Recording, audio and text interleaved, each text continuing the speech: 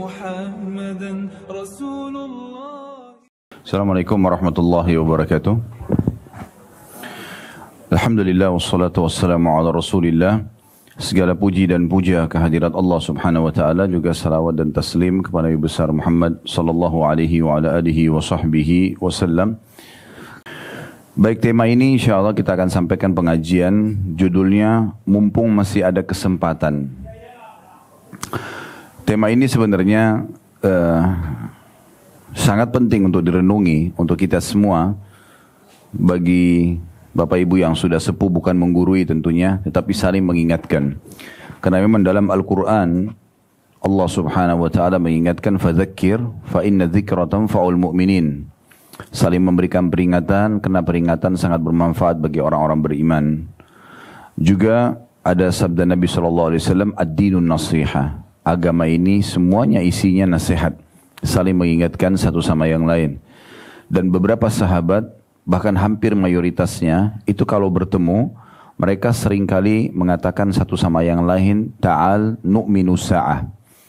Ayo kita duduk sejenak untuk menambah keimanan kita. Bahkan para sahabat itu walaupun hanya sebelum berpisah saling mengingatkan surah Al-Asr saja, itu mereka lakukan. Dengan membaca, pas ketemu, kemudian mereka ingin berpisah, ketemu di pinggir jalan, ya, ketemu di sebuah tempat, ada momen, maka mereka membacakan wal asr, demi masa kalian hidup di dunia. Innal insana lafi khusr, sesungguhnya semua manusia dalam keadaan rugi selama di dunia ini, illal ladzina amanu wa amilus shalihat, kecuali orang-orang yang beriman dan sibuk mengisi dengan amal-amal saleh. Wa tawasaw bil haqqi wa tawasaw bis sabr, maka saling memberikan wasiatlah terhadap kebenaran ini, dan juga saling memberikan wasiat agar bersabar melaluinya. Karena kehidupan dunia sebentar. Dalam kehidupan kita sehari-hari banyak sekali kesempatan yang Allah berikan agar kita beramal saleh, tapi terkadang digoda oleh syaitan, terlalaikan, sehingga akhirnya masih banyak amal-amal saleh yang luput dari kita. Padahal sebenarnya setiap peluang amal saleh itu tidak akan pernah bisa terulang. Kalau misalnya, contoh saja, tadi ada orang yang tidak sholat subuh, contoh, sebagai contoh saja. Kemudian dia ikut pengajian, lalu dia baru sadar ternyata sholat subuh adalah sebuah kewajiban, dan nanti Allah akan hisab hari kiamat. Maka di saat ini penyesalan dia tidak akan bermanfaat. Karena memang penyesalan terhadap amal soleh yang sengaja ditinggal. Beda orang telat sholat subuh karena ketiduran, sehingga dia bisa mengerjakan pada saat dia bangun, atau dia lupa, boleh dia kerjakan pada saat dia ingat. Tapi kalau orang sengaja meninggalkan sholat dan sudah keluar waktunya, dia nggak boleh kerjakan lagi. Maka akan tercatat di buku amalnya tidak sholat subuh sampai hari kiamat. Dia nggak mungkin bisa perbaiki. Oleh karena itu kita harus betul-betul jeli masing-masing untuk mengisi setiap lembaran buku amal kita setiap harinya dengan amal-amal saleh. Karena nanti akan ada penyesalan. Dalam sebuah hadis diriwayatkan Tabarani, Nabi SAW bersabda, ahli surga pun pada saat mereka masuk ke dalam surga, itu ada di antara mereka yang menyesali waktu-waktu mereka selama di dunia yang luput dari amal saleh. Padahal mereka sudah masuk surga, tapi mereka masih menyesal. Kenapa dulu masih ada sholat tidak dikerjakan di awal waktu? Padahal sebenarnya awal waktu lebih afdal daripada waktu yang kedua, waktu yang ketiga, sampai menjelang sholat yang setelahnya misalnya. Maka dia akan menyesal itu. Atau ada kesempatan untuk puasa sunnah misalnya Senin Kamis selain Ramadan, tapi dia luput. Mungkin ada kesempatan membaca Al-Quran, tapi luput dari dia. Mungkin zikir pagi petang, tapi luput dari dia. Mungkin silaturahim keluarga, mungkin sedekah dari kerabat yang minta bantuan, atau orang-orang susah yang minta bantuan tapi ditolak. Maka semua ini akan mendatangkan penyesalan-penyesalan. Kenapa dulu saya tidak lakukan? Ya. Nanti coba kita tadabburi ayat-ayat Al-Quran supaya kita tahu langsung pesan dari Allah Subhanahu Wa Taala berhubungan dengan tema kita, mumpung masih ada kesempatan. Saya mengajak Bapak Ibu untuk buka kalau ada aplikasi Al-Qurannya ya di HP masing-masing mungkin supaya lebih mudah. Surah Al-Mu'minun, surah nomor 23 dalam Al-Quran. ayat 99, mulai dari ayat 99. Surah Al-Mu'minun, surah nomor 23, mulai ayat 99.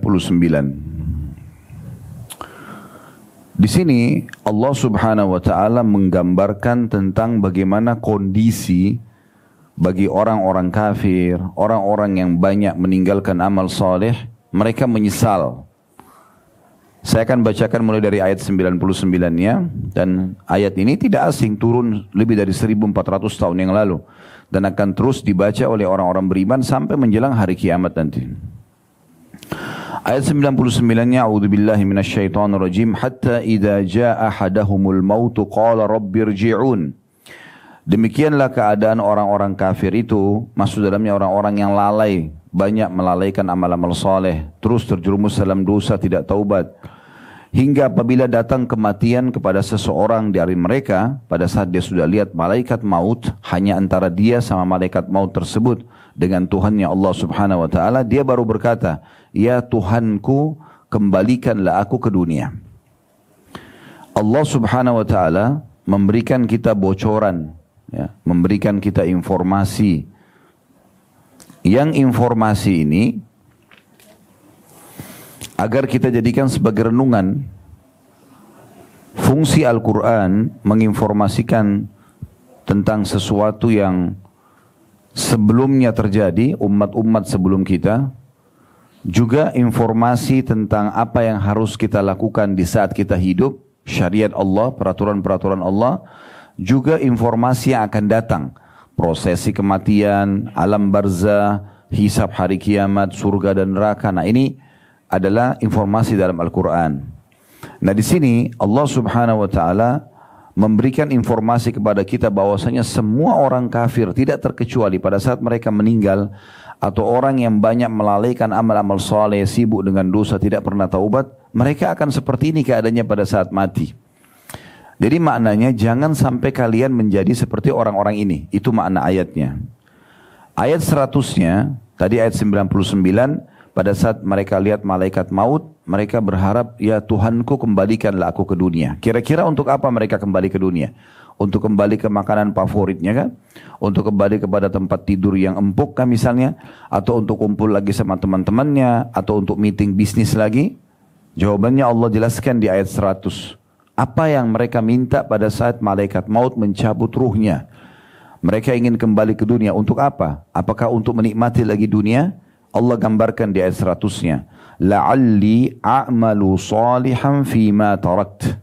Kalla innaha kalimatun huwa qailuha wa min waraihim barzakhun ila yaumi yub'atsun." Orang ini pada saat mau mati, dia minta kembali ke dunia agar dipanjangkan beberapa saat saja umurnya, agar aku berbuat amal saleh yang telah aku tinggalkan. Lalu Allah mengatakan, sekali-kali tidak akan pernah. Sesungguhnya itu adalah perkataan yang hanya diucapkan saja. Karena Allah sudah memberikan sebuah ultimatum dan sistem yang harus dilalui. Kalau orang sudah menghadapi ajalnya atau tiba ajalnya, tidak akan mungkin kembali. Siapapun dia, termasuk para nabi-nabi, gitu kan. Walaupun para nabi-nabi masih diberikan pilihan mau dipanjangkan umur atau tidak, tapi umumnya mereka meninggal di waktu itu. Apalagi kalau orang-orang biasa gitu. Maka Allah mengatakan sekali-kali tidak akan pernah, sungguhnya itu adalah perkataan yang diucapkan saja, dan di hadapan mereka ada dinding sampai hari mereka dibangkitkan. Barzakh, maksudnya alam kuburan. Alam kuburan. Nah, ayat 100 ini coba kita pikirkan sama-sama.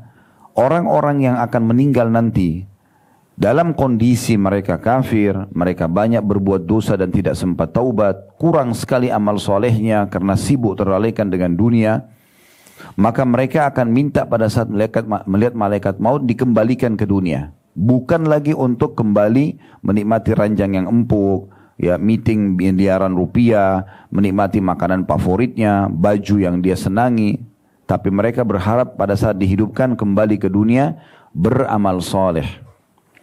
Coba Bapak Ibu renungin sama-sama, ya. Kalau seandainya sekarang ada orang-orang yang sudah meninggal, atau kita sendiri, karena kita semua akan meninggal dunia, tinggal tunggu siapa yang duluan gitu, karena itu pasti terjadi. Ya, Allah mengatakan fa idza jaa ajaluhum la yastakhiruna sa'atan wa la yastaqdimun. Kalau ajal mereka datang tidak akan diterlambatkan sesaat, tidak akan dimajukan sesaat. Di saat itu akan meninggal dunia. Maka pada saat diberikan kesempatan hidup, kira-kira apa yang akan dilakukan oleh orang-orang mati itu? Dia tidak akan mungkin lagi ingin kumpul sama keluarganya, dia tidak akan ingin lagi mungkin duduk makan dengan teman-temannya, dia tidak akan berpikir lagi untuk pergi ke pasar dan di mall, tapi dia berpikir kalau Allah berikan dia kesempatan hidup setengah jam aja, maka kira-kira apa yang akan dia lakukan? Pastikan dia akan berusaha taubat nasuha kepada Allah, dia juga akan berusaha untuk melakukan amal soleh yang paling berharga, ya, supaya dia pada saat meninggal setelah setengah jam, dia akan bisa selamat di akhirat. Ini akan terjadi. Pernah Nabi Muhammad SAW, Bapak Ibu sekalian, melewati satu kuburan. Kemudian beliau bilang dengan sahabat-sahabatnya dari orang Ansar, dari penduduk Madinah, demi zat yang jiwaku dalam genggamai masjid demi Allah, sesungguhnya pemilik kuburan ini, ya ditunjuklah kuburan yang sedang beliau lewat itu, lebih mencintai 2 rakaat sholat sunnah kalian dibandingkan dengan dunia dan seluruh isinya. Ini mayit ini sekarang, karena dia sudah lihat kematian, dia sudah hidup di alam barzah. Kalau dia ya, ditawarkan, dikasih dunia, menjadi raja dunia, menjadi orang paling kaya, orang yang paling banyak hartanya, orang yang paling sehat, orang yang paling panjang umurnya, dengan dipilihkan dengan 2 rakaat sholat, maka dia akan lebih pilih 2 rakaat sholat. Karena mahalnya sholat itu. Dia sudah tahu nilainya ibadah. Kemudian ayat 101-nya kita lanjutkan dulu tadabbur ayat ini. فَإِذَا نُفِخَ فِي الصُّورِ فَلَا أَنْسَابَ بَيْنَهُمْ يَوْمَئِذٍ وَلَا يَتَسَاءَلُونَ. Apabila sangkakala ditiup, maka tidaklah ada lagi pertalian nasab di antara mereka pada hari itu, dan tidak ada pula saling bertanya. Jadi nanti di hari kiamat kalau kita dibangkitkan, setiap orang akan lari dari siapapun orang dekat dengan dia. Tidak mau mendekat. Anak sama orang tuanya, orang tua sama anak, saudara dengan saudara, suami dengan istri, istri dengan suami, sahabat dengan sahabatnya. Mereka menjauh di mahsyar itu. Takut jangan sampai pasangannya ini, anaknya ini, orang tuanya itu, kerabatnya yang ini, semuanya masih punya hak-hak yang belum dia berikan. Sehingga dituntut. Dalam sebuah riwayat disebutkan nanti akan datang seorang suami pada istrinya di hari kiamat. Dan dia mengatakan, wahai istriku, bukankah selama hidup aku telah menjadi suami yang baik? Maka kata istrinya, iya, saya tidak pungkiri. Selama hidup semuanya kebaikan telah engkau berikan kepadaku. Lalu kata suaminya, kalau begitu tolong bantu berikan aku 1 pahala. Supaya aku bisa lolos. Apa jawaban istri dalam hadis ini? Ya, dia mengatakan, saya khawatir kalau saya bantu kamu yang 1 itu, lalu saya berkurang dan saya masuk neraka. Maka dia tidak memberikan. Begitu juga akan datang nanti seorang istri yang akan mengatakan pada hari kiamat pada suaminya, wahai suamiku, bukankah aku telah menjadi istri yang baik selama di dunia? Kata dia, iya, benar, saya akui itu. Lalu dia mengatakan, kalau gitu bantulah aku dengan 1 pahala. Sebenarnya waktu itu belum ditimbang amal. Tapi karena ketakutan sekali, jangan sampai nanti kurang amal, dosanya 100, amalnya 99, masuk neraka dulu. Maka dia mengatakan, kalau gitu bantulah aku dengan 1 pahala, supaya aku bisa lolos. Maka kata suaminya, aku khawatir kalau aku berikan kepadamu justru kamu lolos, saya yang tidak lolos. Dan Allah gambarkan dalam Al-Quran di ayat yang lain, yauma yafirul mar'u min akhihi, pada hari kiamat nanti orang lari dari saudara kandungnya sendiri. Wa ummihi wa abi, ibu dan ayahnya. Wa sahibatihi wa bani, pasangan hidupnya dan anak-anaknya. Likulli imri'in yauma idin sya'nu yugni. Pada hari itu orang sibuk menyelamatkan dirinya sendiri. Ini bukan hari permusuhan, bukan. Tapi hari pembalasan. Semua orang pada saat itu ingin selamat. Karena nanti di mahsyar Bapak Ibu sekalian, Allah akan nampakkan di depan mata kita surga dan neraka. Akan nampak surga dengan segala macam kemegahannya, dan akan nampak neraka dengan segala macam gemuruhnya. Jadi neraka ada dulu, kemudian baru surga. Makanya nanti pada saat orang pun mau masuk ke dalam surga, yang sudah akan lolos masuk ke surga, mereka tetap harus melewati neraka. Yang kita tahu dengan sirat, jembatan. Yang memang pantas masuk surga, dia akan berhasil lolos. Tapi yang tidak, dia akan jatuh terlebih dahulu ke neraka itu untuk dibersihkan dosanya, kemudian setelah bersih dosanya baru dia masuk ke dalam surga. Atau orang kafir yang langsung masuk ke dalam neraka itu. Dan orang-orang akan merasakan dan melihat panasnya neraka itu, terasa panasnya, dia lihat gemuruhnya, dia lihat histerinya orang pada menangis di sana. Kemudian dia lolos masuk ke dalam surga. Kalaupun dia lolos ke surga. Jadi pemandangan pada saat itu sangat luar biasa. Dan tidak ada pilihan kecuali surga dan neraka. Penentuan untuk masuk ke surga dan neraka adalah di sini sekarang. Di sini saatnya tempat kita menentukan apakah kita ingin ke surga atau ke neraka. Allah gambarkan di ayat 102-nya, "Faman thaqulat mawazinuhu faulaika humul muflihun." Siapa yang berat timbangan kebaikannya nanti, sibuk dari mulai bangun tidur sampai tidur lagi. Amal soleh aja kerjanya. Sholat, puasa, baca Quran, zikir, bersedekah, silaturahim keluarga, dengarkan ilmu. Dia sibuk dengan itu, jenguk orang sakit, bantu orang susah, dari amal soleh ke amal soleh lain. Maka amal baiknya lebih berat nanti hari kiamat. Maka mereka itulah orang-orang yang dapat keberuntungan, keselamatan. 103-nya, waman khaffat mawazinuhu faulaika alladziina khasiru anfusahum fi jahannam khalidun. Barang siapa yang ringan timbangannya, maksudnya amal solehnya sedikit, dosanya lebih banyak, maka mereka itulah orang-orang yang merugikan dirinya sendiri. Mereka kekal di dalam neraka Jahannam. Mereka kekal di dalam neraka Jahannam. 104-nya, talfahu ujuhahumun nar wa hum fiha kalihun.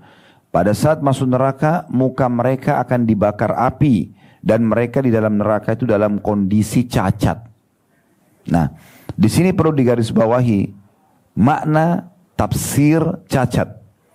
Pernah dijelaskan dalam sebuah hadis Nabi Muhammad SAW. Beliau mengatakan ahli neraka itu saking panasnya neraka sampai membuat bibir atasnya meleleh, melebar dan bisa dilipat sampai ke kepalanya. Sementara bibir bawahnya meleleh sampai ke pusar perutnya. Jadi saking panasnya. Juga makna lain adalah mereka nanti pada hari kiamat akan memanggil-manggil Malik. Malik ini penjaga neraka. Malaikat bernama Malik. Mereka manggil-manggil dan juga malaikat Zabaniyah, istilah bagi para penjaga neraka, agar memohon diringankan siksa. Namun para malaikat tidak menjawab mereka. Setelah sekian lama tidak dijawab, maka para malaikat tetap mengatakan kalian tidak akan mungkin bisa selamat dari api ini. Lalu mereka memanggil Allah, mohon kepada Allah. Allah tidak menjawab mereka, kata Nabi Muhammad SAW, seumur bumi, seumur dunia, seumur dunia. Berapa miliar umurnya dunia ini, seumur itu Allah tidak jawab. Dan setiap saat mereka disiksa terus. Yang dipukul, yang dipanggang, yang disetrika, yang segala macam dengan siksaan yang menyedihkan. Hanya karena selama di dunia sibuk dengan dosa-dosa, tidak taubat, melalaikan amal-amal soleh yang diperintahkan. Setelah itu pun Allah jawab setelah seumur dunia. Kata Nabi Muhammad SAW, Allah mengatakan, ikhsa'u fiha wa la tukallimun. Tinggallah di dalamnya dalam kondisi terhina dan jangan mengajak atau jangan berbicara denganku. Ya. Nah pada saat itu kata Nabi Muhammad SAW, ahli neraka setelah mendengar dari Allah, ini adalah harapan mereka yang terakhir. Allah memaafkan mereka. Allah mengatakan ikhsa'u fiha, ya, tinggallah di dalamnya dalam kondisi terhina. Wala tukallimun, jangan pernah kalian mengajak bicara aku. Maka di saat itu mereka akan mengeluarkan dari tempat air mata mereka darah. Mereka akan mengeluarkan dari tempat air mata mereka, dari mata mereka darah. Nah karena mereka sudah kehabisan air mata, sampai akhirnya yang keluar adalah darah. Lalu di ayat 105-nya Allah subhanahu wa ta'ala menyampaikan lagi. Jadi pada saat itu terjadi penjelasan kenapa mereka tidak dikeluarkan dari api neraka dan kenapa mereka cacat. Bunyinya ayat 105, alam takun ayati tutla alaikum fakuntum biha tukadzibun. Bukankah ayat-ayatku telah dibacakan kepadamu sekalian tapi kamu mendustakannya? Kayak di masa kita sekarang, berapa banyak ustadz-ustadz yang sudah menyampaikan, ustazah yang menyampaikan, buku-buku banyak tersebar, Al-Quran sudah diterjemahkan, ceramah-ceramah sekarang di media, di Facebook, di Instagram, di YouTube, di hampir semua media kita bisa dengarkan ceramah-ceramah tersebut. Berarti sudah sampai ayat-ayat Allah, tinggal orang-orang mau mengambil yang mana. Subhanallah, Allah itu Bapak Ibu sekalian tidak pernah paksa kita ibadah. Tidak pernah juga menyuruh kita untuk kafir. Allah mengatakan, "Faman syaa'a falyu'min wa man syaa'a falyakfur." Siapa yang mau beriman silahkan, siapa yang mau kafir silahkan. Beriman jelas arahnya, hidupnya bahagia, juga dia akan masuk ke dalam surga nanti. Dan kalau dia kafir, dia hidupnya akan sengsara, serta juga di akhirat dia akan masuk ke neraka. Jadi kita semua menentukan jalan kita masing-masing. Ya. Lalu ayat 106-nya, ini Allah berikan bocorannya. Belum terjadi kiamat, Allah sudah kasih kita bocorannya. Ini kalimat Allah luar biasa, seperti sedang bicara sama kita di saat ini. Allah gambarkan nanti para ahli neraka itu, mereka menyebutkan kata-kata ini. Qalu rabbana ghalabat alaina shiqwatuna wa kunna qauman dhalin. Mereka berkata, ya Tuhanku. Mereka berkata, ya Tuhanku, kami telah dikuasai oleh kejahatan kami. Dan kami adalah orang-orang yang sesat. Maksudnya, orang-orang nanti yang akan masuk neraka itu, mereka akan mengatakan, ya Allah kami akui memang. Dulu di dunia kami lalai, sering lalaikan sholat, lalaikan puasa, lalaikan zakat, masih terjerumus dalam kebohongan, zina, riba dan segala macam dosa-dosa. Kami akui semua itu ya Allah, tapi kami berharap rahmat-Mu. Maka mereka mengatakan ayat 107-nya, Rabbana akhrijna minha fa'in udna fa'inna zalimun. Ya Tuhan kami, keluarkanlah kami dari neraka ini dan kembalikan kami ke dunia lagi. Maka jika kami kembali juga pada kekafiran, pada dosa-dosa, sesungguhnya kami adalah orang-orang zalim. Sesungguhnya kami adalah orang-orang zalim. Lalu Allah bilang di ayat 108-nya, qala khsa'u fiha wa la tukallimun. Allah berfirman, tinggallah dengan hina di dalam neraka itu dan jangan pernah kamu berbicara dengan aku. 109-nya, innahu kana fariqum min ibadi yaquluna rabbana amanna faghfir lana warhamna wa anta khairur rahimin.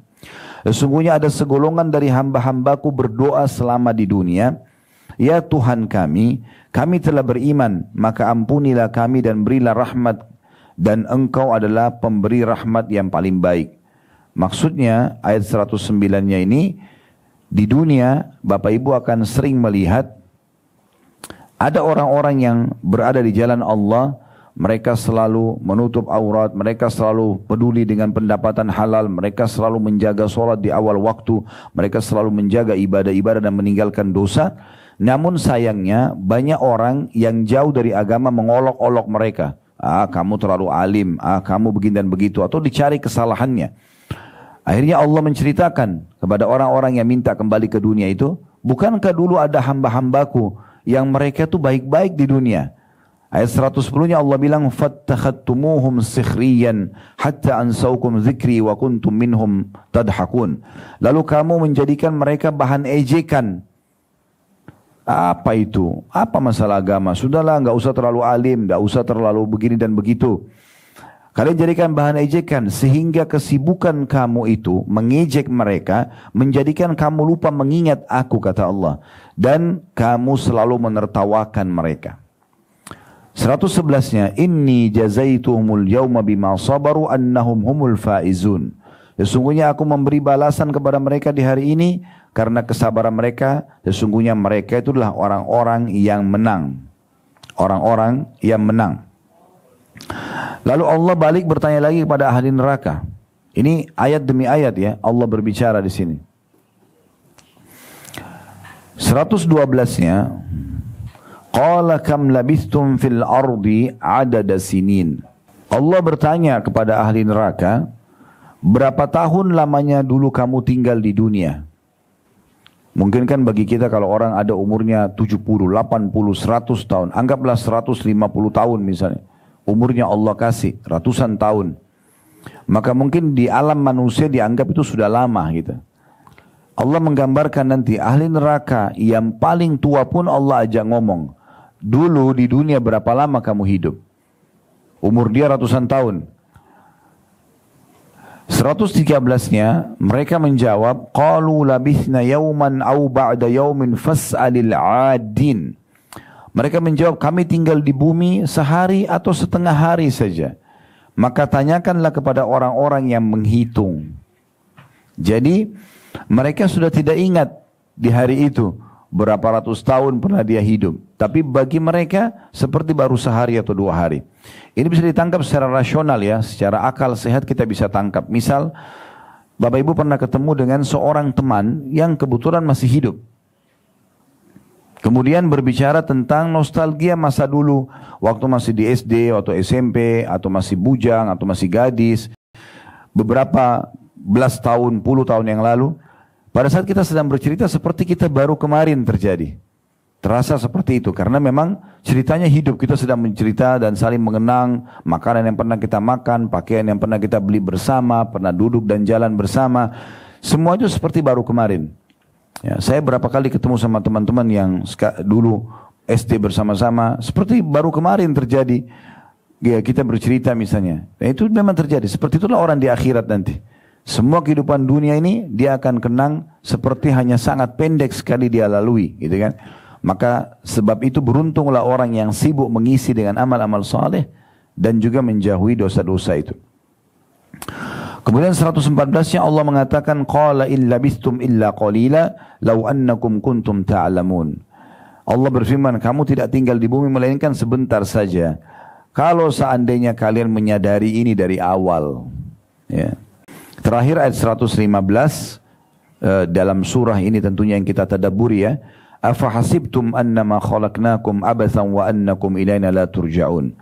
Lalu Allah mengatakan, apakah kamu mengira kami ciptakan kalian sia-sia?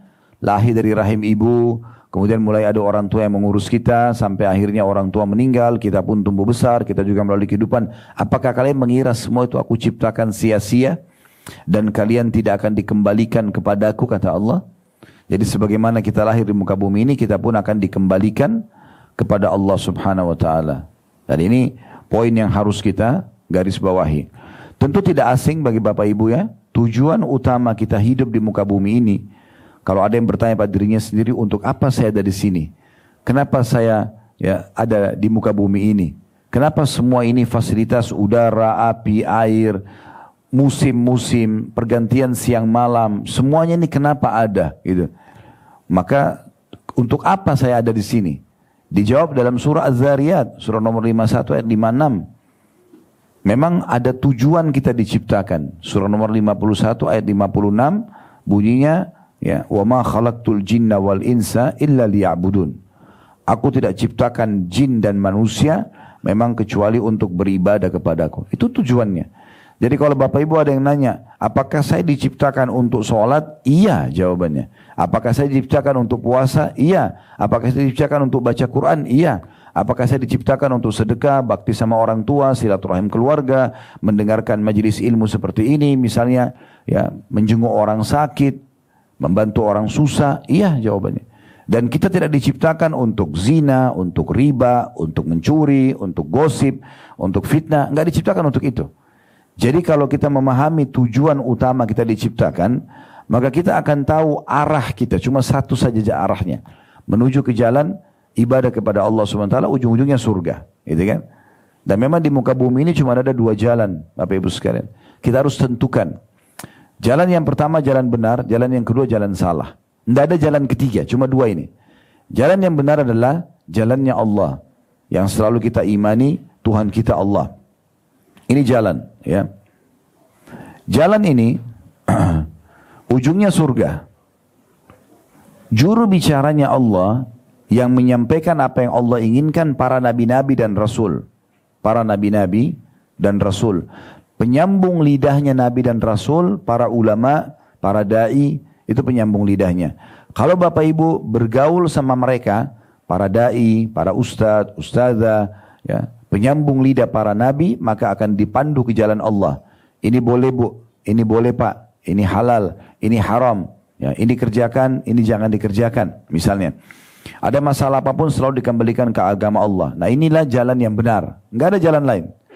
Jalan yang kedua sesat. Jalannya iblis. Iblis golongan jin yang sangat jahat karena selalu saja ingin menyesatkan manusia dari jalan Allah. Ingin supaya manusia berbuat dosa gitu. Iblis ini juru bicaranya adalah dukun, peramal, penyamun, penyihir, dan para ahli maksiat. Kita kalau ke mereka, maka akan dipandu ke jalan iblis, ujung-ujungnya neraka. Memang kita harus pilih ini, ya. Dan saran saya, ini cuma saran, semoga Allah mudahkan saya yang pertama mengamalkan, bukan cuma mengucapkan. Kita kalau mau menjadi orang baik, orang yang patuh sama Allah, jangan setengah-setengah. Sekaligus jadi orang baik, gitu. Udah berubah saja. Dan sekaligus memperbaiki sisa umur yang ada. Jangan setengah-setengah. Jangan mencampur antara amal soleh dengan dosa. Enggak bisa bercampur ini. Ini seperti minyak sama air. Amal soleh saja, ya, atau dosa saja. Enggak bisa. Karena kalau dicampur, ini akan hilang kenikmatannya ibadah, atau dosanya akan kehilangan kenikmatan. Saya sering berikan gambaran di pengajian. Saya juga berikan gambaran ke Bapak Ibu di sini supaya bisa punya pemahaman cakrawala lebih luas tentang masalah apa yang sedang kami sampaikan. Judul kita ingat, mumpung masih ada kesempatan. Ini yang kita ingin titik beratkan, ya. Jadi amal soleh itu seperti di satu timbangan, dosa di satu timbangan. Kalau amal soleh kita lebih banyak, misalnya kita setiap hari banyak berbuat amal soleh, dan dosa kita tutup. Ini nggak boleh haram, nggak mau. Ini nggak boleh haram, nggak mau. Kita tutup. Maka nanti akan terasa timbangan amal soleh kita naik, iman kita naik, dan kita terasa nyaman sekali dalam beribadah karena memang kita sibuk dengan amal soleh. Kalau terbalik, dosa yang banyak kita kerjakan dan amal soleh kita tidak kerjakan, maka akan terasa jauh sekali dari Allah. Banyak sekali cobaan-cobaan yang datang. Tidak ada ketenangan jiwa. Selalu saja berkeluh kesah. Karena begitu. Atau ada orang yang mengimbangkan keduanya. Dia beribadah tapi dia buat dosa. Ini ada permasalahan di sini. Kalau dia sholat iya tapi dia masih gosipin orang. Dia sholat iya tapi dia masih riba. Ya, ini masih ada masalah ini. Masalahnya apa? Dia tidak akan pernah bisa menikmati ibadahnya. Biar dia berusaha baca dengan tenang dalam sholatnya, dia berusaha pakai baju sebersih apapun di tempat yang senyaman apapun, tidak bisa khusyuk. Kenapa? Karena masih ada dosa yang dia buka. Nggak bisa gitu. Ini akan jadi penghalang. Jadi kita akan terganggu. Oleh karena itu tidak bisa kita berbuat dua-duanya berjalan bersama, tidak bisa. Harus pilih salah satunya. Amal soleh sepenuhnya, tinggalkan tutup ini dosa, atau sekalian jadi dosa saja. Tidak usah beramal soleh. Baru kita bisa nikmatin itu. Saya kasih contoh. Kalau seandainya ada orang sudah komitmen, azan sholat. Dia komitmen, ini kita bicara secara substansial. Kalau dia komitmen azan sholat, maka dan dia mengejar keutamaan sholat, itu kan amal sholat tadi, saya bilang di timbangan amal. Dia kejar amal sholat itu. Maka dia akan nikmati sholat itu, dia akan merasa sekali khusyuk karena dia selalu mengejar keutamaannya, dan tentu kenikmatan lawannya, yaitu meninggalkan sholat akan hilang. Nanti orang yang sering sholat akan merasa, oh orang itu kenapa nggak sholat ya? Karena dia sudah merasakan nikmatnya sholat itu. Maka dia merasa aneh dengan orang yang tinggalkan sholat. Nah di sini kenikmatan ibadahnya lebih naik. Karena dia tinggalkan yang lawannya gitu. Sebaliknya kalau ada orang tidak sholat dan dia menikmati itu. Azan, hayya ala shalah, hayya ala falah, ayo sholat, ayo menuju kepada kemenangan. Dianggap angin lalu. Nggak dipedulikan sama dia. Maka dia menikmati itu. Kenikmatan lawannya yaitu sholat hilang. Mungkin dia akan selalu bilang, itu orang nggak capek sholat terus sehari 5 kali. Misal contoh. Nah seperti itu. Contoh yang lain, seorang wanita muslimah menjaga menutup auratnya dengan baik. Dan dia nikmati itu. Dia merasa ini perintah Allah, dia selalu tutup auratnya misalnya. Dia jaga kehormatannya. Orang ini, dia akan merasa kenikmatan ibadah ini ada. Dan kenikmatan lawannya, buka aurat akan hilang. Dia akan berkata kepada orang yang tidak tutup aurat, sayang ya kenapa nggak tutup aurat? Karena dia sudah nikmati ibadah ini. lawannya akan hilang, yaitu ya membenci atau membuka aurat.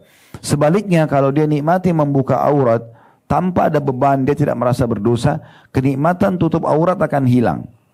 Maka dia akan bilang, orang itu nggak panas apa pakai jilbab dan seterusnya. Karena ini seperti itulah. Oleh karena itu kita harus menentukan jalan kita.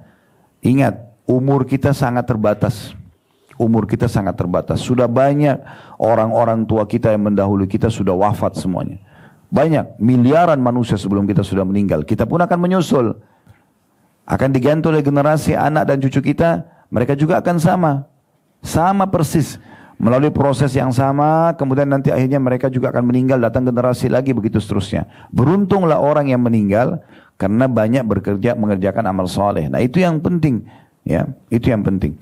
Pernah ditanyakan kepada seorang ulama salaf tentang masalah bagaimana, ditanya umur kamu berapa?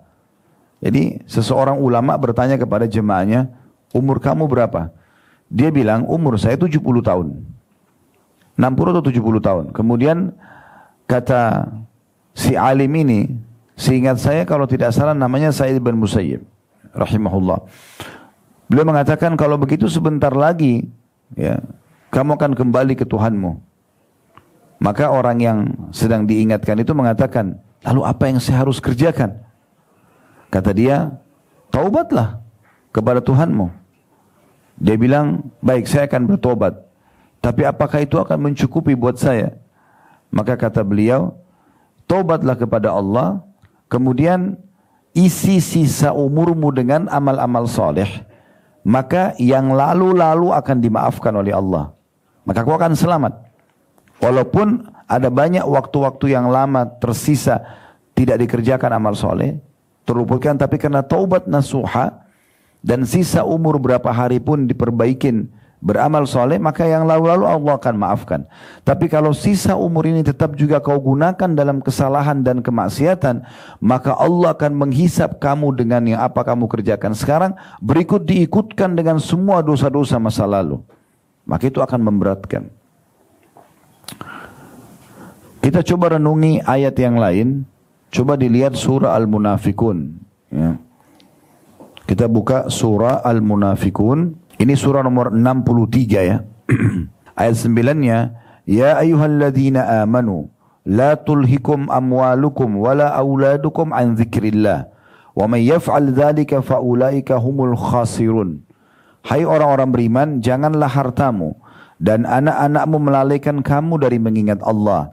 Barang siapa yang berbuat demikian, maka itu adalah orang-orang yang merugi. Maksudnya, karena sibuk mengejar harta dunia, dia lupa sholat, dia lupa ibadah-ibadah, bahkan tidak mau tahu apakah ini sumbernya halal atau haram. Intinya yang penting dapat pendapatan, gitu kan.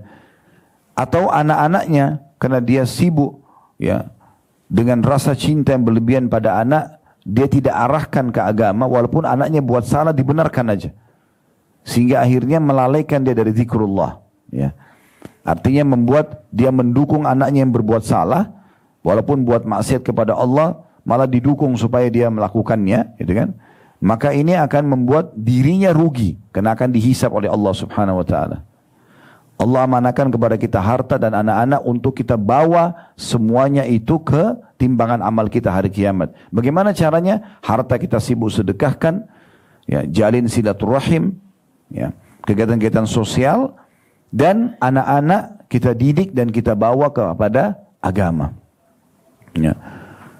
Ada sedikit yang saya ingin berbagi dalam masalah ini.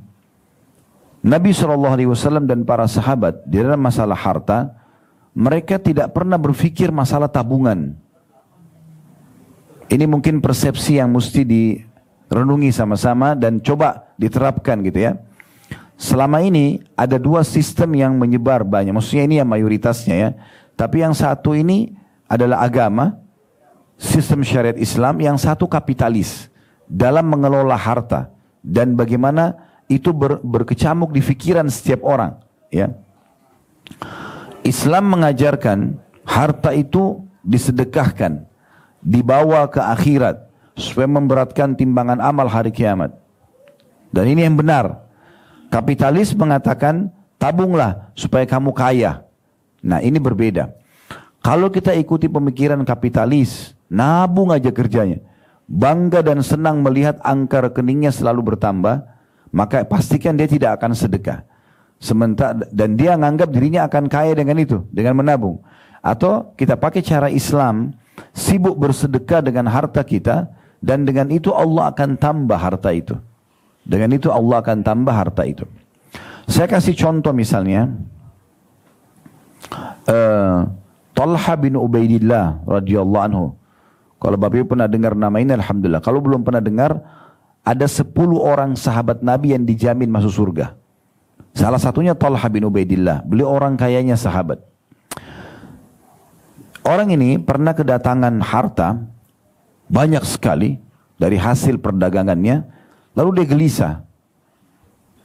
Istrinya bernama Su'da radhiyallahu anha mengatakan, menceritakan dalam riwayat, saya satu waktu pernah masuk ke dalam kamar dan menemukan suami saya gelisah. Raut wajahnya terlihat seperti ada kesedihan. Maka saya mengatakan kepadanya, ada apa wahai suamiku? Apakah ada satu perbuatanku atau interaksi denganku yang keliru? Maka dia mengatakan, tidak ada. Kamu sebaik-baik istri seorang muslim. Maksudnya kamu selama menjadi istri sangat baik, patuh kepada Allah, melayani suami dengan baik. Kamu sebaik-baik istri seorang muslim.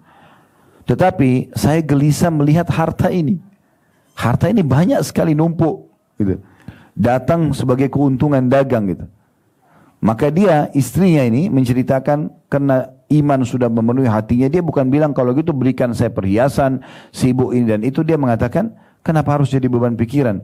Panggil kaummu, panggil kerabatmu, kemudian bagikan kepada mereka. Maka kemudian Talha pun senyum dengan lebar mendengarkan saran dari istrinya. Mereka berdua suami istri sibuk membungkus-bungkus hal tersebut dan membagikannya semalam suntuk. Habis harta itu. Dan ada kepuasan diri pada saat dia mengeluarkan.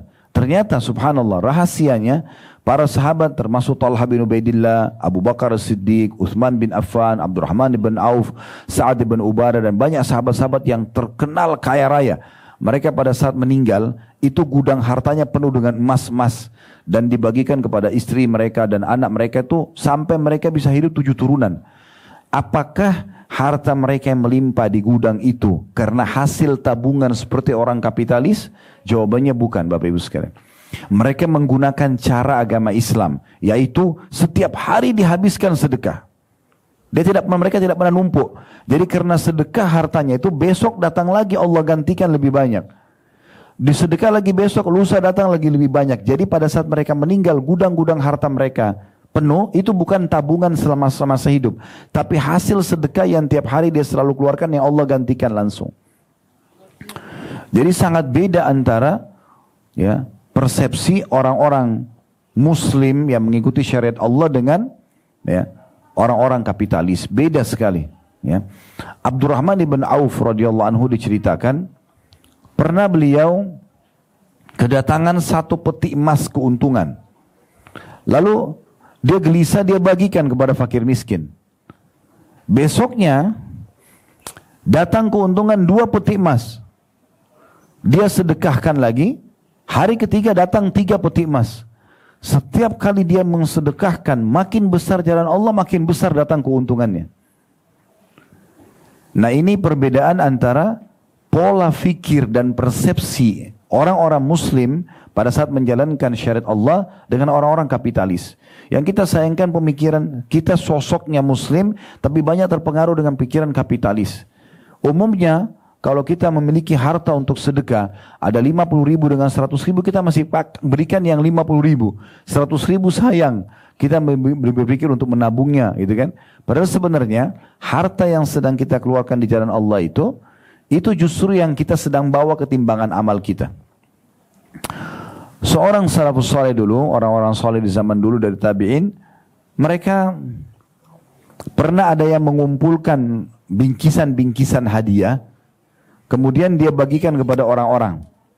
Setelah orang-orang pergi, dia bilang begini, coba lihat sambil senyum lebar, coba lihat orang-orang yang membawa hadiah-hadiah dari saya itu. Mereka sedang membawa harta saya ketimbangan amal saya hari kiamat tanpa diupah sedikit pun. Secara kasat mata Bapak Ibu sekalian, orang miskin atau orang yang kita berikan hadiah sedang membawa harta kita dan dia menikmatinya secara kasat mata. Tapi sebenarnya bukan seperti itu. Nilai harta yang kita kasih ke dia 1 juta, 2 juta, 10 juta, baju, makanan, apa saja, itu sebenarnya dia nikmati di dunia, tapi itu sedang dibawa ke timbangan amal kita yang akan kita terima dan panen pahalanya hari kiamat. Nah, ini persepsi yang harus kita ubah. Jadi sekali lagi, para sahabat, mereka di dunia kehidupannya terpenuhi, selalu terpenuhi, tidak pernah habis hartanya, dan pada saat meninggalkan warisan banyak, bukan karena menabungnya, tapi karena rutinitas mereka bersedekah. Makin banyak dikeluarkan jalan Allah, makin banyak rezekinya datang. Nah, itu yang terjadi, dan itu teori syariat yang sudah dipraktikkan oleh orang-orang sebelum kita. Sementara kapitalis berbeda. Mereka selalu menabung saja, dan akhirnya begitu-begitu saja, walaupun bertambah hartanya, tapi sebenarnya dia tidak menikmatinya. Akhirnya pada saat dia meninggal, hanya ahli waris saja, dia sendiri juga tidak menikmati. Nah, ini persepsi yang harus diperbaiki. Kenapa saya bicara tentang sedekah ini? Karena ayat yang sedang kita bahas berhubungan dengan masalah itu. Surah Al-Munafikun ini ya. Tadi kita sudah bacakan ayat 9-nya. Hai orang-orang beriman, jangan sampai hartamu dan anak-anakmu melalaikan kamu dari mengingat Allah. Maksudnya membuat kamu jadi jauh dari agama Allah. Karena barang siapa yang buat itu, dia termasuk orang-orang rugi. Nah, perhatikan di ayat 10 Allah bicara masalah infak ini, masalah sedekah ini. Wa anfiqu mimma razaqnakum min qabli an ya'tiya ahadakumul mautu fayaqula rabbi laula akhartani ila ajalin qaribin fa asaddaqa wa akum minas salihin. Dan belanjakanlah sebagian dari apa yang telah kami berikan kepadamu sebelum datang kematian kepada salah seorang dari kamu. Kemudian dia berkata, pada saat dia sudah lihat malaikat maut, baru dia bilang, ya Rabbku, mengapa engkau tidak menangguhkan kematianku? Untuk apa orang yang mau mati ini minta supaya diterlambatkan 1 jam, 2 jam umurnya, supaya jangan mati dulu? Apakah untuk kembali ke makanan favorit seperti tadi saya bilang, atau untuk kumpul-kumpul lagi sama teman-temannya, atau beli baju kesukaannya? Enggak. Di sini dikatakan, ya Rabbku, mengapa engkau tidak menangguhkan kematianku sampai waktu yang dekat yang menyebabkan aku dapat bersedekah dan aku termasuk orang-orang soleh. Jadi orang yang sudah mau mati itu berharap diterlambatkan beberapa saat umurnya supaya dia transfer semua uangnya untuk sedekah. Karena dia akan menyesal gitu. Lalu Allah mengatakan di ayat 11-nya, "Walan yuakhirallahu nafsan idza jaa ajaluha wallahu khabirum bima ta'malun." Tapi ketahuilah, Allah sekali-kali tidak akan menangguhkan kematian seseorang apabila telah datang waktu kematiannya, dan Allah Maha mengenal apa yang kamu kerjakan, atau Allah Maha mengetahui apa yang kamu kerjakan. Saya tambahkan dalam poin ini, kalau pernah dengar nama ini alhamdulillah, kalau belum maka perlu diketahui, namanya Sa'ad ibn Ubadah radhiyallahu anhu. Ini sahabat Nabi, mulia, pimpinan orang-orang Ansar. Orang ini terkenal sangat kaya raya. Hampir setengah perkebunan kurma di Madinah itu milik beliau. Orang yang luar biasa kekayaannya. Di Saudi sekarang, ya, itu kalau orang masih punya mungkin perusahaan, mobil mewah, masih dianggap belum orang kaya. Tapi kalau orang punya kebun kurma, itu dianggap orang kaya. Karena kebun kurma itu pohonnya mirip seperti kelapa, umurnya panjang, hasilnya banyak. Tapi kurma ini lebih menghasilkan daripada kelapa, karena buahnya itu dikonsumsi oleh orang-orang. Bahkan bagian daripada syariat kalau kita buka puasa dan sahur dengan kurma. Kata Nabi SAW, sebaik-baik makanan seseorang pada saat buka puasa kurma, sebaik-baik makanan seseorang pada saat sahur adalah kurma gitu. Jadi suruh konsumsi gitu kan. Dan Dr. Abdul Daim, ada seorang dokter dari Mesir, beliau mengadakan penelitian dan beliau sampaikan hasilnya di channel YouTube-nya. Saya biasa ikutin karena beliau mempertemukan antara teknologi dan ilmu kedokteran dengan wahyu Allah dan hadis-hadis Nabi SAW, ayat Al-Quran, hadis Nabi gitu ya. Beliau mengatakan ada survei menjelaskan kalau kurma itu satu butirnya akan memenuhi kebutuhan kalori seseorang manusia itu 7%. Kalau kita konsumsi satu butir, berarti sunnah Nabi memakan 7 butir kurma ajwa di pagi hari Ya, itu berarti sudah 42 atau 43% kebutuhan dia sehari sudah terpenuhi. Jadi banyak sekali manfaat-manfaat yang bisa didapatkan gitu kan daripada kurma itu sendiri. Ya. Nah, saya ingin sampaikan Talha, saya kembali kepada Sa'ad bin Ubadah radhiyallahu anhu. Beliau ini punya kebun kurma dan selalu hasilnya selain ada yang dijual, kemudian dibagilah. Ada sepertiga dipakai untuk kebutuhan dia, ya, untuk keluarganya. Sisanya 2/3 selalu disedekahkan. Sampai ada gudang hartanya, dia bilang sama anaknya bernama Qais radhiyallahu anhu majma'. Ini sahabat Nabi, dia bilang, "Hai Qais, ini gudang harta ayah. Habiskan dengan sedekah." Jadi tiap hari si ayah sama anak, karena waktu itu masih belum ada mikrofon pengeras suara, belum ada media kayak kita sekarang. Jadi mereka naik ke atas rumah lalu teriak-teriak, "Wahai muslimin, wahai penduduk Madinah, siapa yang butuh bantuan datanglah. Yang butuh gandum, yang butuh madu, yang butuh keju, yang butuh tepung, ya silakan ambil, datang. Yang butuh uang." Orang pada antri semua depan rumahnya, dibagi-bagiin. Sampai gudang itu habis. Habis nih. Secara akal sehat kalau orang masih ada pikiran kapitalis, habis dong, nggak ada lagi gitu. Tapi subhanallah teori agama beda. Di hari yang sama, pada saat dia habis bagi-bagi dari pagi sampai menjelang siang, sore hari Allah datangkan rezeki dari tempat tidak disangka-sangka. Di malam hari penuh lagi gudangnya dia. Penuh lagi gudangnya. Besok dia bagi-bagi lagi, dia sama anaknya. Penuh lagi besoknya. Begitu terus sampai dia meninggal. Tidak pernah habis harta itu. Ya. Jadi luar biasa. Teori agama, banyaknya harta, melimpahnya harta bukan dari menabungnya, tapi rutinnya bersedekah. Kapitalis mengatakan kaya itu, nabung adalah pangkal kaya. Tidak bisa ketemu. Orang nabung pasti pelit. Orang sedekah pasti dermawan, beda. Ya. Makanya saya sering saran saya, kita ada satu pola. Saya juga waktu kecil biasa begitu dulu ya. Diberikan celengan, waktu masih kecil dikasih celengan untuk nabung. Ternyata setelah saya dewasa, saya coba pelajari satu demi satu pendapat-pendapat teori-teori agama ini ya. Maka saya temukan ada yang salah di sini nih. Karena saya juga coba pernah praktikin kasih ke anak-anak yang Allah amanahkan kepada saya. Kasih celengan, maka ternyata apa yang saya sedang adakan survei itu betul terjadi. Kalau kita berikan celengan kepada anak kita, maka kita sedang menanamkan sifat bakhil, pelit pada mereka. Sekarang kita punya anak dua, si A sama si B. Kasih celengan dua-duanya. Ini nak ya, kita kasih uang misalnya, anggaplah 1.000 rupiah atau 10.000 masing-masing kita kasih. Lalu mereka nabung. Di saat itu kita tidak sadar sedang menanamkan sifat bakhil pada mereka.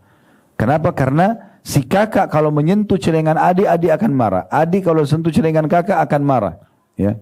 Sementara bukan ini ajaran Islam. Ajaran Islam adalah ini ya, ibu kasih atau ayah kasih kepada kakak, kakak berbagi sama adik. Adik dikasih berbagi sama kakak. Saling memberi. Kalau dengan ini terbalik, gitu kan? Bahkan bukan cuma itu. Kalau kita orang tuanya pun memegang celengan itu, mungkin si anak akan marah dengan orang tuanya. Ini persepsi yang keliru ini. Islam sekali lagi mengajarkan kita sebelum menyesal, mumpung ada kesempatan, sebelum ajal datang, segera bersedekah. Karena salah satu yang disebutkan dalam surah Al-Munafikun, penyesalan orang pada saat meninggal, kenapa dia tidak bersedekah, ya, kenapa dia tidak segera memberikan hartanya di jalan Allah Subhanahu wa taala. Nah, ini poin yang juga perlu kami sampaikan dalam masalah ini. Banyak orang yang lalai dari ibadah-ibadah yang sedang Allah perintahkan kepada dia semasa dia hidup, dan dia tidak menyadari kalau ini perbuatan yang salah, ya. Dan setiap saat Allah bisa datangkan hukuman kepada dia. Tapi yang banyak orang tidak sadar. Kita kembali lagi kepada ayat-ayat Al-Quran. Coba kita lihat dalam surah Al-A'raf, surah nomor 7 dalam Al-Quran, ayat 97 sampai ayat 102. Ya. Ini kembali kita tadaburi ayat-ayat Al-Quran. Sekali lagi, surah Al-A'raf, surah nomor 7, ayatnya 97. Saya akan bacakan sekali lagi Al-A'raf, ayat surah nomor 7, ayat 97 mulainya ya. Sampai 102 nanti kita bacakan. Ayat 97 bunyinya begini. A'udzubillahi minasyaitonirrajim. Afa amina ahlul qura ay ya'tiyahum ba'suna bayatan wa hum naimun. Apakah penduduk negeri-negeri itu merasa aman dari kedatangan siksaan kami kepada mereka di malam hari di waktu mereka sedang tidur? Orang yang terus sibuk dengan diskotiknya, dengan barnya, dengan kelalaiannya, ya, tidak ibadah kepada Allah di malam hari. Apakah mereka punya jaminan kalau mereka tidak ditimpa siksa Allah di malam hari pada saat mereka tidur? Di Indonesia kita bisa lihat banyak sekali ya kejadian longsor, tsunami, gempa. Ya, ini yang terakhir-terakhir terjadi kan banyak gempa ya. Dengan hitungan detik saja terjadi, satu desa hancur ya. Banyak bangunan yang hancur, berapa banyak ratus jiwa yang wafat tiba-tiba. Ya mereka tadinya tidak sangka kalau itu akan terjadi pada mereka. Begitu mudahnya Allah datangkan siksaannya kalau orang justru tidak sibukkan diri dengan amal saleh. Dan bahaya sekali kalau mereka meninggal dalam keadaan berbuat dosa, karena ini su'ul khatimah. Di ayat 98-nya Allah bilang, awa amina ahlul qura ay ya'tiyahum ba'suna duha wa hum yal'abun. Atau apakah penduduk negeri-negeri itu merasa aman dari kedatangan siksaan kami kepada mereka di waktu matahari sepenggalan naik ketika mereka sedang bermain-main, kayak di waktu duha kayak kita sekarang ya. Apakah orang-orang itu dapat jaminan mereka tidak disiksa sama Allah di waktu pagi? Kalau tadi malam, ini waktu pagi. Ayat 99-nya, afa aminu makrallah fala ya'manu makrallah illal qaumul khasirun. Apakah mereka merasa aman dari azab Allah yang tidak terduga-duga? Tiada yang merasa aman dari azab Allah kecuali orang-orang yang merugi. Ya, berapa banyak orang yang seperti itu ya, dia merasa aman dengan dosa-dosa yang dia buat, tidak perlu dia bertaubat, lalai aja terus. Ada orang yang ingatkan, kadang-kadang pasangannya, kadang-kadang anaknya, kadang-kadang temannya. Bahkan kadang-kadang teguran Allah datang langsung. Allah uji dia dengan penyakit, Allah uji dia dengan gangguan orang, supaya dia kembali kepada Tuhannya. Tapi subhanallah tidak menyadarkan. Sayang sekali. Ayat 100-nya, Allah subhanahu wa ta'ala mengatakan, awalam yahdi lilladina yarithuna al-arda min ba'di ahliha allau nasha'u asabnahum bidhunubihim wa natba'u ala qulubihim fahum la yasma'un. Apakah belum jelas ya, bagi orang-orang yang mempusakai satu negeri sesudah lenyap penduduknya, bahwa kalau kami menghendaki tentu kami azab mereka karena dosa-dosanya, dan kami kunci mata hati mereka sehingga mereka tidak dapat mendengar atau mengambil pelajaran lagi ya. Jadi seperti misalnya di Mesir ya, itu kan sampai sekarang masih ada peninggalan Fir'aun. Bahkan muminya Ramses itu masih ada. Kami di Uhud Tour kemarin sempat ada program umroh plus Mesir, terus kami datangin museum yang ada muminya Fir'aun itu. Dan pada saat saya masuk ke situ, jadi ada satu jemaah yang nanya, Ustaz, ini ya Fir'aun yang di zaman Nabi Musa itu? Iya, ini orangnya. Allah kekalkan jasanya sebagaimana Allah ceritakan dalam Al-Quran untuk menjadi pelajaran bagi manusia. Tapi subhanallah, siapa yang mengambil pelajaran dari orang-orang seperti ini? Banyak orang tidak ambil pelajaran. Penduduk Mesir sekarang seperti Allah sebutkan dalam ayat ini. Bukankah sudah jelas bagi penduduk negeri yang mempusakai negeri yang orang-orangnya pernah kami siksa, bahwasanya mereka harus ambil pelajaran. Kapan mereka kafir seperti Fir'aun akan sama nasibnya.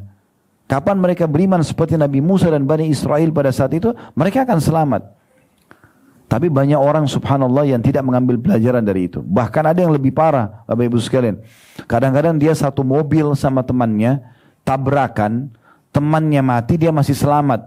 Dia bukannya sadar dan segera kembali ke jalan Allah, dia malah hanya menganggap itu sebuah cerita dalam hidupnya. Kalau teman saya tabrakan mati, saya selamat. Padahal bisa saja Allah buat seketika juga dia tabrakan dan dia juga mati. Berapa banyak orang yang tidak mengambil pelajaran. Ingat Bapak Ibu sekalian, orang-orang soleh sebelum kita, dari sahabat, dari tabi'in, mereka selalu ambil pelajaran bahkan kepada hal-hal yang kecil. Sebagian mereka mengatakan, sungguh aku mengetahui aku memiliki dosa di saat aku lihat perubahan sikap pasangan hidupku.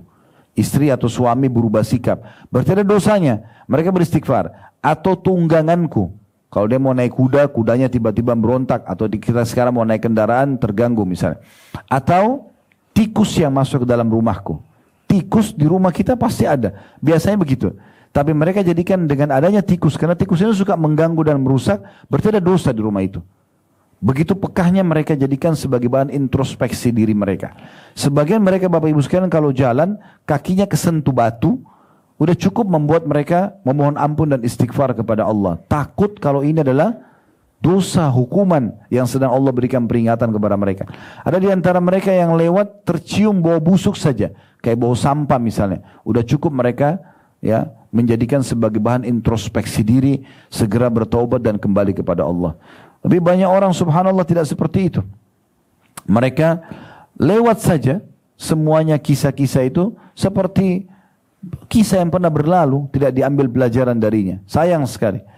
Kita pun yang tinggal di Indonesia walaupun kita bukan penduduk Mesir, hari ini kita bisa mengambil pelajaran dari Fir'aun. Setiap saat kita ketik Fir'aun, muminya Fir'aun, keluar semua gambarnya di Google. Kita seakan-akan bisa datang lihat di sana, melihat cuplikan-cuplikan video yang ada. Kita bisa lihat. Di Jordania ada laut mati, tempatnya kaum Nabi Lut Allah binasakan. Di Madain Saleh, kurang lebih 4 jam dari kota Madinah, ada tempatnya Nabi Saleh yang Allah binasakan. Mereka memahat gunung-gunung dan dijadikan sebagai rumah-rumah mereka. Tidak lama lagi pemerintah Saudi akan buka untuk menjadi sebuah tempat wisata yang didatangi. Itu tempat yang masih nyata depan mata gitu. Nah, orang-orang yang melihat ini dan mengambil pelajaran sangat bagus, ya. Jadi kita harus peka sebenarnya ya. Allah subhanahu wa ta'ala mendatangkan tanda-tanda kebesarannya memang untuk menakutkan kita. Supaya kita takut kepadanya, takut kepada azab. Nanti akan kita jelaskan ayatnya. Baik, kita lanjutkan dulu sampai 102 surah Al-A'raf. 101-nya, tilkal qura naqussu 'alaika min anba'iha wa laqad ja'atuhum rusuluhum bil bayyinati fama kanu liyu'minu bima kadzdzabu min qabl kadzalika yatba'u Allahu 'ala qulubil kafirin.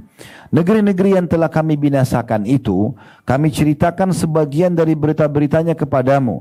Dan sungguh telah datang kepada mereka rasul-rasul mereka dengan membawa bukti-bukti yang nyata, mukjizat. Maka mereka juga tidak beriman kepada apa yang dahulunya mereka telah mendustakannya. Demikianlah Allah mengunci hati atau mata hati orang-orang kafir. 102-nya, wa ma wajadna li aktsarihim min ahad wa in wajadna aktsaruhum lafasiqin. Dan kami tidak mendapati kebanyakan mereka memenuhi janji. Sesungguhnya kami mendapati kebanyakan mereka adalah orang-orang fasik. Maksudnya orang-orang yang telah dinasihati, oh iya terima kasih, tapi nggak diamalkan. Mereka tidak tepati janji itu. Sebenarnya mereka sudah diberikan peringatan, tapi mereka tidak mau ambil pelajaran. Coba kita lihat ayat yang lain. Mungkin Bapak Ibu sudah hafal ini ya, surah Al-Mulk ya. Banyak yang sudah sering baca Tabarakalladzi biyadil mulk ya. Tapi ada ayat 16 sama ayat 17-nya. Surah nomor 67 tentunya ya. Ayat 16 dan 17. Allah berfirman, A'udzu billahi minasyaitonir rajim. Aamintum man fis samai ay yakhsifa bikumul arda fa idza hiya tamur? Apakah kamu merasa aman terhadap Allah atau dari Allah yang berkuasa di langit, bahwa dia-nya besar kata ganti Allah, dia akan menjungkir balikan bumi bersama kamu sehingga dengan tiba-tiba bumi itu tergoncang. Maksudnya, kenapa kamu terus lalai tidak mau ibadah, berbuat dosa, sementara jelas ada Allah di atas langit sana yang bisa setiap saat menjungkirkan kamu dengan bumi. Gempa, longsor, kamu mati, selesai. Maka akan menyesal. Di ayat 17-nya, Am amintum man fis samai an yursila alaikum hasiba fasata'lamuna kaifa nadhir. Apakah kamu merasa aman terhadap Allah yang berkuasa di langit, bahwa dia akan mengirimkan badai yang berbatu, maka kelak kamu akan mengetahui bagaimana akibat mendustakan peringatanku itu. Jadi Allah sering datangkan peringatan-peringatan supaya kita ingat, sadar, gitu kan? Begitu juga Bapak Ibu sekalian bisa dilihat dalam surah Isra, surah nomor 17, ayat 59. Ya, saya banyak menyebutkan ayat-ayat Al-Quran karena memang ini adalah rujukan nomor 1 umat Islam. Kita harus kembali kepada Al-Quran. Hanya Al-Quran yang bisa berbicara dengan hati manusia, karena ini wahyu. Dan dilengkapkan dengan hadis-hadis Nabi SAW. Perhatikan guntur, petir, bencana-bencana alam, fenomena alam, penyakit di dalam diri kita, kegelisahan yang sering datang, gangguan orang lain, semua itu peringatan dari Allah supaya kita kembali kepadanya. Surah Isra, surah nomor 17 ayat 59 menyampaikan itu.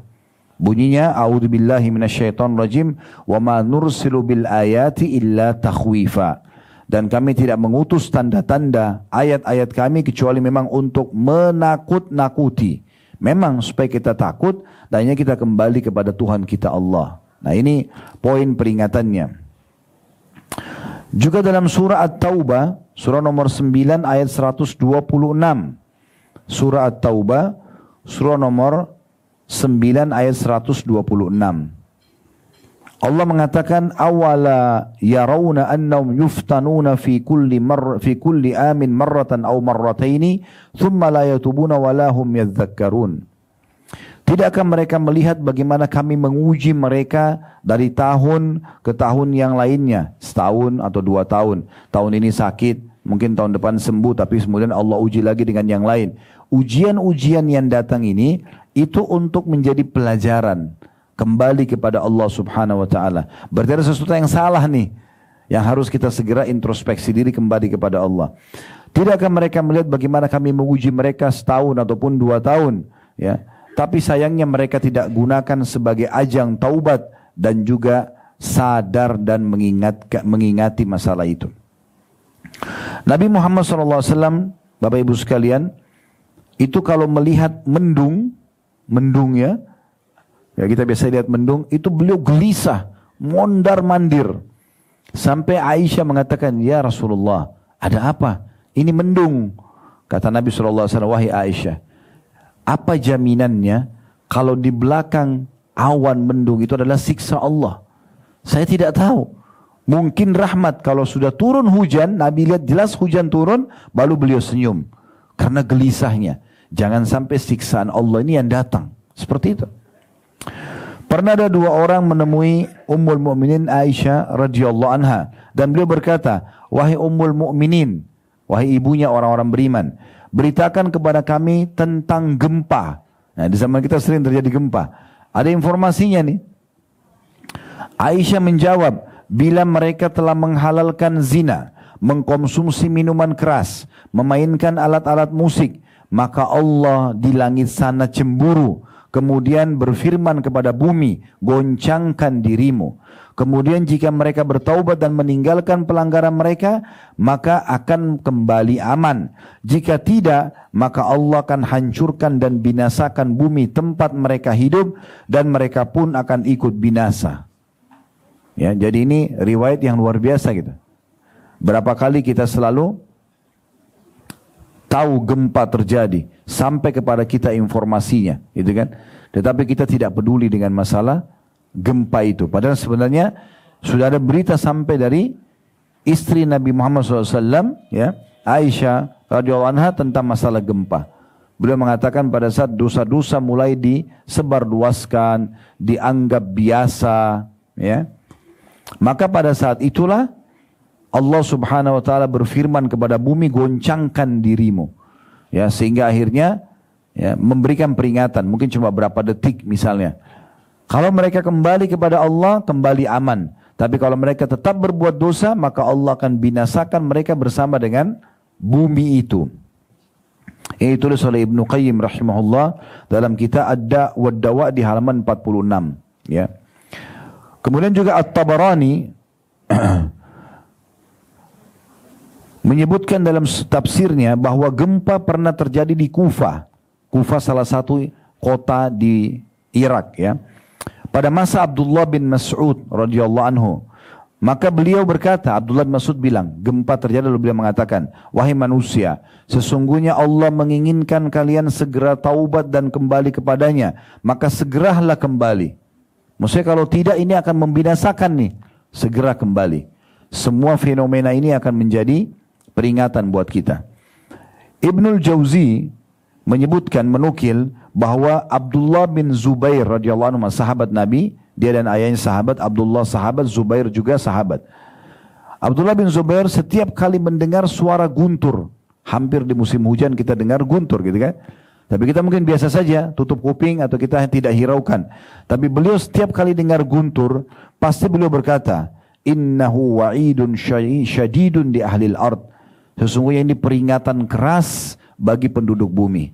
Guntur itu terjadi sebagai peringatan keras. Bukankah suaranya menggelegar, menakutkan? Ini bukan main-main. Ya, kalau seandainya ada orang gebrak-gebrak pintu kita, kita sudah marah. Atau mungkin kita takut kalau dengar gebrakannya sangat besar gitu. Maka seperti itu kurang lebih gambarannya. Guntur yang begitu keras, lalu kita tidak sadari kalau itu adalah peringatan dari Allah, ini sangat aneh. Maka Abdullah bin Zubair mengatakan hati-hati, ini peringatan yang sangat keras bagi penduduk bumi. Ali bin Abi Thalib, ini sebagai penutup bahasan kita. Jadi kita sudah jelaskan tadi tentang ayat-ayat penyesalan orang nanti pada saat meninggal kalau mereka banyak berdosa, mereka kafir, tidak sempat taubat. Kita juga sudah menyampaikan tentang banyaknya peringatan-peringatan Allah yang harusnya kita jadikan sebagai pelajaran buat kita. Gempa bumi, longsor. Tadi saya bilang secara hal yang kecil pun misalnya di diri kita sendiri penyakit atau kita sedang jalan sama teman lalu tabrakan, dia mati, kita selamat. Ini semua peringatan dari Allah supaya kita kembali ke jalannya, berarti ada dosa yang kita lakukan. Kita juga sudah ingatkan baru saja bagaimana para sahabat mereka peka sekali dan hati-hati mendengarkan suara guntur, melihat kilat, gempa-gempa, mereka langsung segera bertaubat dan mengajak orang sekitarnya bertaubat. Bahkan sering kali terjadi dalam rumah kita sendiri, permasalahan-permasalahan yang kita tidak sadari, ribut rumah tangga, anak nggak mau bakti, banyak hal itu sebenarnya sebabnya dosa. Sebabnya adalah dosa. Apapun yang tidak nyaman buat kita, kuncinya dari dosa. Kapan kita segera kembali kepada Allah SWT jadi baik semua. Tiba-tiba muamalah pasangan kita jadi baik, tiba-tiba anak kita mendapatkan hidayah, itu karena justru taubat kita dan kembali kepada Allah Subhanahu wa taala. Ini poin yang harus digarisbawahi. Makanya Ali radhiyallahu anhu berkata, yang aneh adalah orang binasa padahal keselamatan ada bersamanya. Dia sakit gak sembuh, dia selalu dalam kondisi susah hidupnya, selalu bermasalah dengan pasangan hidup dan anak-anaknya. Aneh dia binasa sementara ada solusi bersama dia. Maka orang-orang ya bisa kena gempa, banjir, penyakit kronis, kemiskinan, kesusahan hidup padahal keselamatan bersamanya. Maka orang-orang di sekitar Ali mengatakan, keselamatan apa yang Anda maksudkan? Bagaimana supaya penyakit kronis bisa sembuh? Bagaimana supaya orang yang utang bisa bayar? Bagaimana supaya pasangan hidup selalu baik, nggak marah-marah? Bagaimana supaya anak-anak menjadi anak-anak soleh dan solehah bakti? Apa keselamatan itu? Nggak diganggu sama orang. Anda kan tadi bilang ada masalah-masalah tapi ada keselamatan bersamanya. Apa keselamatan itu? Jawabannya sederhana. Istighfar. Perbanyak istighfar, maka semua jadi baik. Karena sumber permasalahan kita adalah dosa. Ya. Jadi ini poin luar biasa. Qatadah rahimahullah berkata, sungguh Al-Quran telah menunjukkan kepada kalian penyakit dan sumber permasalahan hidup kalian. Berikut obatnya. Ada masalah tapi ada jalan keluarnya. Penyakit kalian adalah dosa-dosa dan obatnya adalah istighfar. Kembali kepada Allah Subhanahu wa taala. Oleh karena itu Bapak Ibu sekalian, sebagai penutup ada buku yang sudah Allah mudahkan tersusun tentunya. Ini yang Allah amanahkan kepada kami, sudah kami bagikan. Judulnya Bergegas Taubat Sebelum Terlambat. Ini insya Allah bisa dibawa pulang nanti dan bisa dibaca. Dan mudah-mudahan ini akan menambah atau menyempurnakan materi yang sedang kita bahas. Kita sedang membahas sebenarnya judulnya, mumpung ada kesempatan, maksudnya sudah mendengarkan ceramah ini, oh iya ternyata kita harus beramal soleh ya, mulai sekarang perbanyak amal soleh. Oh ternyata kita harus tobat dari dosa ya, kita tobat dari dosa. Oh ternyata kita harus peka dari peringatan-peringatan Allah, kita harus peka dengan peringatan-peringatan Allah. Beruntung orang yang mendengar, kemudian mengamalkan. Tidak usah lihat siapa yang menyampaikan, tapi apa yang disampaikan. Kalau itu benar, maka terima. Peringatan Allah seringkali datang dari orang-orang kita tidak pernah tahu. Bahkan kadang-kadang dari anak kita sendiri. Saya pernah di rumah lagi tidur, subhanallah tertidur siang hari menjelang asar, anak saya masih kecil, 2 tahun, 3 tahun datang kepada saya, abati, sholat, dia ngomong gitu. Subhanallah, saya tiba-tiba terbangun dan saya melihat bukan anak ini, tapi Allah sedang menyampaikan kepada saya pesan melalui lisan anak ini. Kita harus peka, nggak boleh nggak peka. Peka dalam mengerjakan kesempatan amal soleh. Allah sampaikan ke kuping kita, hayya 'alas shalah, hayya 'alal falah, itu supaya peka. Oh, disuruh sholat. Jangan diengahkan begitu saja. Begitu juga dengan tadi yang kita sampaikan, setiap peringatan-peringatan yang membuat kita sadar terhadap dosa kita, maka kita segera meninggalkan dan kembali kepada Allah Subhanahu wa taala. Ini insyaallah bahasannya. Kalau ada benar dari Allah, kalau ada salah dari saya mohon dimaafkan. Subhanakallahumma bihamdika asyhadu an la ilaha illa anta astaghfiruka wa atubu ilaik. Wassalamualaikum warahmatullahi